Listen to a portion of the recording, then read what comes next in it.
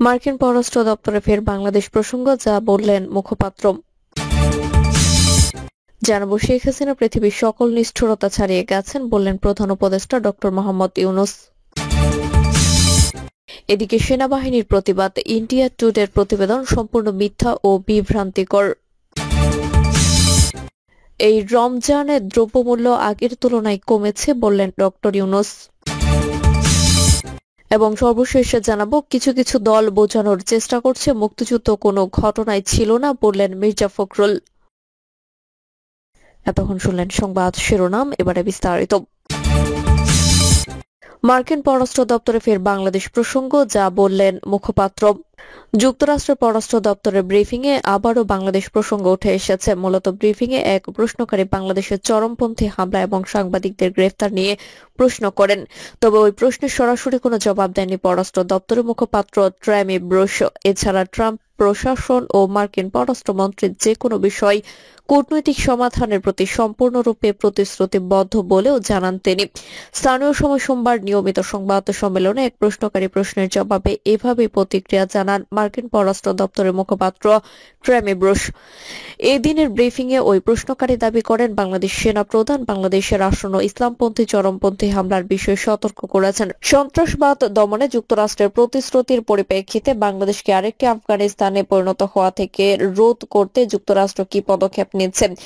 এছাড়া ডক্টর মোহাম্মদ ইউনূসের সরকারের অধীনে সাংবাদিকদের বেআইনি কারাদণ্ডের বিষয়টি কিভাবে যুক্তরাষ্ট্র কিভাবে দেখছে এবং বাংলাদেশ সংবাদপত্রের স্বাধীনতা সমুন্নত রাখার জন্য মার্কিন সরকার কিভাবে কাজ করছে।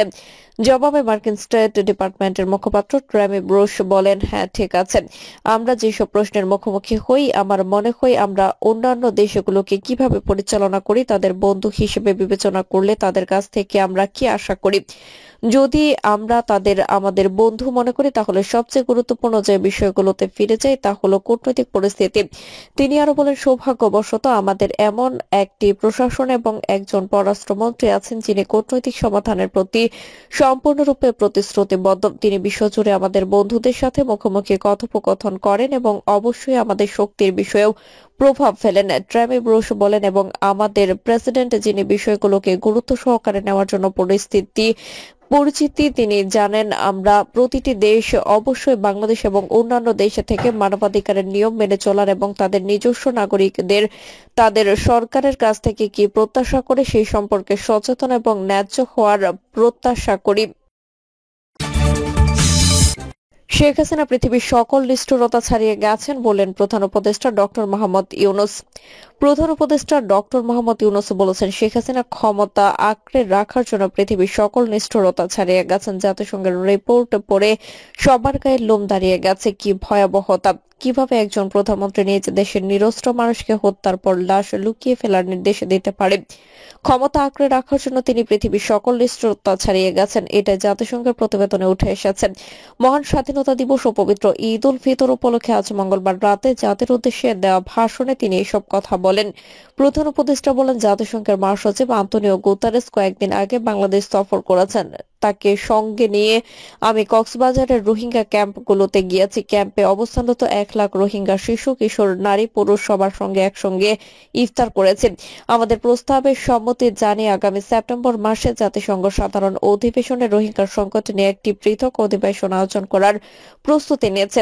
মালয়েশিয়া ও ফিনল্যান্ড যৌথভাবে এই সম্মেলনের আয়োজক হতে এগিয়ে এসেছে। এর পাশাপাশি অস্ট্রেলিয়ার সাবেক ভারপ্রাপ্ত প্রধানমন্ত্রী জোলি বিশ-পকে বিভিন্ন গুরুত্বপূর্ণ সভায় মুখ্য ভূমিকা পালনের জন্য আমি আহ্বান জানিয়েছি। তিনি আমার প্রস্তাব গ্রহণ করেছেন। জাতিসংঘ মহাসচিব বাংলাদেশ সফরে জাতীয় ঐকমত্য কমিশনের সদস্য, রাজনৈতিক দলের নেতৃবৃন্দ ও তরুণদের সঙ্গে পৃথকভাবে বৈঠক করেছেন। বৈঠকে সবাই জাতিসংঘের মহাসচিবকে নতুন বাংলাদেশ গঠনের স্বপ্নের কথা জানিয়েছেন। ডক্টর মোহাম্মদ ইউনূস বলেন, পতিত স্বৈরাচার নিপীড়নের বর্ণনা উঠে এসেছে জাতিসংঘের মানবাধিকার বিষয়ক হাই কমিশনার কার্যালয়ের রিপোর্টে। গত জুলাই-আগস্ট আগস্ট মাসে বাংলাদেশের ছাত্র শ্রমিক জনতার উপর শেখ হাসিনা সরকার ও আওয়ামী লীগের যে দমন পীড়ন ও হত্যাকাণ্ড চালিয়েছে এর পুঙ্খানুপুঙ্খ তদন্ত করে বিস্তারিত রিপোর্ট প্রকাশ করেছে তারা। এই রিপোর্টে স্পষ্টভাবে উঠে এসেছে যে শেখ হাসিনা নিজেই নিরাপত্তা বাহিনী কর্মকর্তাদের নির্দেশ দিয়েছিলেন বিক্ষোভকারীদের হত্যা করতে। বিগত সরকার আওয়ামী লীগ ও আওয়ামী লীগের সহযোগী গোষ্ঠী ও সংগঠন একত্রিত হয়ে পরিকল্পিতভাবে গুরুতর মানবাধিকার লঙ্ঘনে জড়িত ছিল।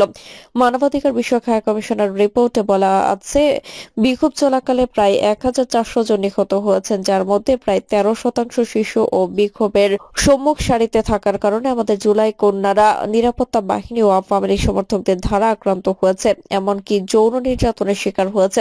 তিনি আরো বলেন, মানবাধিকার বিষয়ক হাই কমিশনার কার্যালয়ের এই রিপোর্টকে আমরা স্বাগত জানাচ্ছি। প্রতিবেদনে যে সুপারিশ করা হয়েছে, অন্তর্বর্তী সরকার সেই সুপারিশগুলো গুরুত্বের সঙ্গে বিবেচনা করছে। আপনাদের আশ্বস্ত করে বলতে চাই, যারা গণহত্যায় জড়িত ছিল, যারা নির্বিচারে মানুষ হত্যা করেছে, যারা ইতিমধ্যে হত্যাকারী হিসেবে বিশ্বের কাছে স্বীকৃত, তাদের বিচার এদেশের মাটিতেই হবে। সেনাবাহিনীর প্রতিবেদন। ইন্ডিয়া টুডের প্রতিবেদন সম্পূর্ণ মিথ্যা ও বিভ্রান্তিকর। ইন্ডিয়া টুডের বাংলাদেশ সেনাবাহিনী প্রধান উপদেষ্টা মোহাম্মদ ইউনূসের বিরুদ্ধে সম্ভাব্য অভ্যুত্থানের আশঙ্কায় জরুরি বৈঠক করেছে এমন শিরোনাম করা মিথ্যা প্রতিবেদনের প্রতিবাদ জানিয়েছে বাংলাদেশ সেনাবাহিনী। প্রতিবাদ বার্তায় এই প্রতিবেদককে অবিশ্বাস্য তথ্য বিকৃতি, গুজব রটানো, পুরোপুরি মিথ্যা ও বিভ্রান্তিকর বলে আখ্যা দিয়েছে সেনাবাহিনী। বিজ্ঞপ্তিতে বলা হয়, প্রতিবেদনটিতে কোনো নির্ভরযোগ্য সূত্র বা যাচাইযোগ্য প্রমাণ নেই, বরং এটি সম্পূর্ণভাবে ভিত্তিহীন গুজব ছড়ানোর আরেকটি প্রয়াস। আসন্ন অভ্যুত্থান সংক্রান্ত তথ্য পুরোপুরি মিথ্যা ও বিভ্রান্তিকর, যা সাংবাদিকতার ন্যূনতম নৈতিকতাকে উপেক্ষা করেছে। প্রতিবাদ বার্তায় বলা হয়, এটি প্রথমবার নয়। ইন্ডিয়া টুডে ইতিপূর্বেও বাংলাদেশ সেনাবাহিনীকে নিয়ে ভ্রান্ত তথ্য ও মনগড়া প্রতিবেদন প্রকাশ করেছে। এর আগেও 11 মার্চ 2025 তারিখে সেনাবাহিনীকে নিয়ে একটি অসত্য প্রতিবেদন প্রকাশ করা হয়, যা আমরা তখনই প্রত্যাখ্যান করেছিলাম। কিন্তু দুঃখজনকভাবে ওই প্রতিবাদ সত্ত্বেও ইন্ডিয়া টুডে তাদের ভিত্তিহীন সংবাদ প্রকাশের অভ্যাস অব্যাহত রেখেছে, যা তাদের সম্পাদনা নীতির চরম অবক্ষয়ের প্রমাণ। এতে আরো বলা হয়, বাংলাদেশ সেনাবাহিনী রাষ্ট্রের সার্বভৌমত্ব, গণতন্ত্র ও শান্তি রক্ষায় অটল রয়েছে। আমরা ইন্ডিয়া টুডে সহ সব সংবাদ মাধ্যমকে দায়িত্বশীল সাংবাদিকতার নীতিমালা অনুসরণ করার আহ্বান জানাই এবং অনুরোধ করি কোন উস্কানিমূলক খবর প্রকাশ করা থেকে বিরত থাকার জন্য। বাংলাদেশ ও ভারতের মধ্যে বন্ধুত্বপূর্ণ সম্পর্ককে প্রশ্নবিদ্ধ করার এ ধরনের অপপ্রচার কোনোভাবেই গ্রহণযোগ্য নয়। দ্রব্যমূল্য আগের তুলনায় কমেছে বললেন ডক্টর ইউনূস। অন্তর্বর্তী সরকারের প্রধান উপদেষ্টা ডক্টর মোহাম্মদ ইউনূস বলেছেন, রমজান মাস জুড়ে সরবরাহ চেইনের প্রতিবন্ধকতা কঠোরভাবে প্রতিহত করতে সব ধরনের ব্যবস্থা আমরা নিয়েছি। দেশের সকল জায়গা থেকে খবর এসেছে যে এই রমজানে দ্রব্যমূল্য আগের তুলনায় কমেছে, জনগণ স্বস্তি পেয়েছে। দাম নিয়ন্ত্রণে এই প্রচেষ্টা চলমান থাকবে। ডক্টর মোহাম্মদ ইউনূস বলেন, পবিত্র মাহে রমজানের সিয়াম সাধনা উপলক্ষে আমাদের সকলকে আমার আন্তরিক মোবারকবাদ জানাচ্ছি। সেই সঙ্গে সকলকে জানাই পবিত্র ঈদ উল ফিতরের অগ্রিম শুভেচ্ছা। ঈদ মোবারক। এবারের ঈদ স্মরণীয়ভাবে আনন্দদায়ক হোক, এই কামনা করছি। বর্তমান সরকার দায়িত্ব গ্রহণের পর থেকে দ্রব্যমূল্য নিয়ন্ত্রণের জোর ব্যবস্থা নিয়েছে। রমজান ও ঈদে বড় চ্যালেঞ্জ ছিল জিনিসপত্রের দামের লাগাম টেনে ধরা, বিদ্যুৎ সরবরাহ নিশ্চিত করা। এই রমজানে যাতে কোনো পণ্যের দাম বেড়ে না যায় এবং বিদ্যুৎ সরবরাহ যেন বিঘ্নিত না হয়, সেজন্য আমরা সর্বোচ্চ চেষ্টা করেছি। প্রধান উপদেষ্টা বলেন, আজ 25শে মার্চ মানব সভ্যতার ইতিহাসে কলঙ্কিত এক হত্যাযজ্ঞের দিন। 1971 সালের আজকের রাতে পাক হানাদার বাহিনী নিরপরাধ নিরস্ত্র ঘুমন্ত বাঙালির উপর নির্মমভাবে গুলি চালিয়ে হাজারো মানুষকে হত্যা করেছে। 25শে মার্চ থেকেই এদেশের মানুষ সশস্ত্র গতিরোধ গড়ে তুলেছিল। 25শে মার্চ থেকেই এদেশের মানুষ সশস্ত্র প্রতিরোধ গড়ে তুলেছিল। 9 মাসের যুদ্ধের মধ্য দিয়ে স্বাধীন হয় বাংলাদেশ। মহান স্বাধীনতা দিবসের প্রাক্কালে আমি গভীর শ্রদ্ধার সঙ্গে স্মরণ করছি মহান মুক্তিযুদ্ধের বীর শহীদদের, যাদের প্রাণের বিনিময়ে আমরা স্বাধীন সার্বভৌমত্ব বাংলাদেশ পেয়েছি। তিনি আরো বলেন, 9 মাসের রক্তক্ষয়ী যুদ্ধে লক্ষ লক্ষ শহীদ ও 2 লাখ নির্যাতিত নারী আত্মত্যাগ পৃথিবীর মানচিত্রে বাংলাদেশ নামে একটি স্বাধীন ভূখণ্ডের জন্ম দিয়েছে। মুক্তিযুদ্ধের এই বীরদের প্রতি আমার সালাম। তিনি 24শে জুলাই অভ্যুত্থানে নিহত হাজারো শহীদ ও আহত, যারা বৈষম্য, শোষণ, নির্যাতন এবং নিপীড়নের বিরুদ্ধে বুক চিতিয়ে দাঁড়িয়েছিল, তাদের প্রতি সমগ্র জাতির পক্ষ থেকে শ্রদ্ধা সালাম জানান। প্রধান উপদেষ্টা বলেন, জুলাই গণ অভ্যুত্থান আমাদের যে বৈষম্যহীন বাংলাদেশ গড়ার স্বপ্ন পূরণের সুযোগ এনে দিয়েছে, সেই সুযোগ আমরা কাজে লাগাতে চাই। কিছু কিছু দল বোঝানোর চেষ্টা করছে মুক্তিযুদ্ধ কোনো ঘটনাই ছিল না, বললেন মির্জা ফখরুল। যেসব দল 1971 সালে মুক্তিযুদ্ধ হত্যাযজ্ঞে সহযোগিতা করেছিল তারা এখন গলা উঠিয়ে কথা বলার চেষ্টা করছে যেন ওই সময় 71 সালে কিছু হয়নি বলে মন্তব্য করেছেন বিএনপির মহাসচিব মির্জা ফখরুল ইসলাম আলমগীর। তিনি বলেন, কিছু কিছু দল বোঝানোর চেষ্টা করেছেন 1971 সালে কোনো ঘটনাই ছিল না। মির্জা ফখরুল বলেন, 25 মার্চের এই কালো দিনে পাকিস্তানি হানাদার বাহিনীর এই দেশে মানুষের উপর ঝাঁপিয়ে পড়েছিল, হত্যা করেছে লাখো নিরীহ মানুষ, কিন্তু সেই গণহত্যার জন্য পাকিস্তান এখনো ক্ষমা চায়নি। এই কথাগুলো এখন কেন বলছি? কারণ পরিবেশে তৈরি হয়েছে। কিছু কিছু মানুষকে একটি গোষ্ঠী ও কিছু কিছু দল বোঝানোর চেষ্টা করেছেন 1971 মুক্তিযুদ্ধ কোনো ঘটনাই ছিল না। মুক্তিযুদ্ধের যে আন্দোলন, লাখ লাখ মানুষ যে আত্মত্যাগ, 9 মাস ধরে বাড়ি ঘর ছেড়ে কোটি কোটি মানুষ যে ভারতে আশ্রয় নিয়েছিল, সেই অবস্থা যেন আমরা ভুলে যাচ্ছি। যারা সরাসরি সহযোগিতা করেছে, সরাসরি হত্যাযজ্ঞে সহযোগিতা করেছে, তারা এখন গলা উঁচিয়ে ফুলিয়ে কথা বলছেন, কারো নাম বলতে চায় না, তিক্ততাও সৃষ্টি করতে চায় না। তিনি বলেন, ইতিহাস তো ইতিহাসে কেউ বিকৃত করতে পারবে না। সেই জন্য আজকের এই রাত্রি অত্যন্ত কলঙ্ক ও দুঃখময় রাত্রি। তিনি আরো বলেন, আওয়ামী লীগ গণতন্ত্র বিশ্বাসী না, তারা গণতন্ত্র ধ্বংসকারী। তাই আওয়ামী লীগকে গণতন্ত্রের সুবিধা দেওয়ার কথা চিন্তা করতে পারিনি।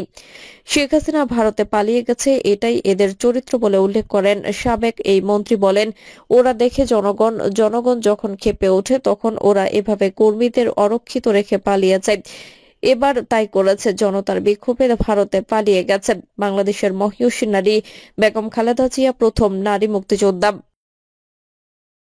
প্রিয় দর্শক, এই ছিল এখনকার সর্বশেষ সংবাদ। আপনি সব সংবাদ পেতে চ্যানেলটি সাবস্ক্রাইব করে বেল আইকনটি ক্লিক করে রাখুন।